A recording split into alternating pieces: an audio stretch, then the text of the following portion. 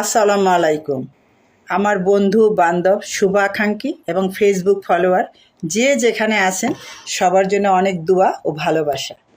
আপনারা জানেন কয়েকদিন আগে আমাদের শিল্পী সমিতির ইলেকশন হলো। সেই ইলেকশনে আমিও দাঁড়িয়েছিলাম। আপনারা আমাকে প্রশ্ন করেছেন যে আপা আমি ইলেকশনে জিতেছি কি না। না ভাই, আমি ইলেকশনে হেরে গেছি খুব সামান্য ভোটে। তাতে আমার কোনো দুঃখ নেই, কারণ আমি খেটে খাওয়া মানুষ, আমাকে প্রতিদিন কাজে যেতে হয়। আমি ইলেকশনে জিতে ওখানকার সদস্য হয়ে যদি ওই সমিতির জন্য আমি কিছু করতে না পারি, তাহলে তো আমার সমিতির একটা চেয়ার দখল করে থাকার কোনো মানেই হয় না। আরেকটি কথা, আমার যদি কাউকে কিছু করতে হয় সেটা কি আমাকে সমিতির মাধ্যমে করতে হবে? সমিতির বাইরে করা যায় না?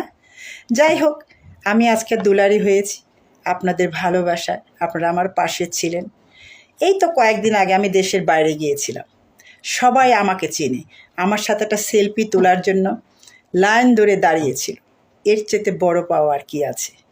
তো আমি আমার নবনির্বাচিত শিল্পী সমিতি যারা জয়ী হয়েছে তাদের সবার জন্য শুভকামনা রইল। আপনারা শিল্পীর পাশে দাঁড়ান, শিল্পর পাশে দাঁড়ান, আমাদের সমিতির পাশে দাঁড়ান।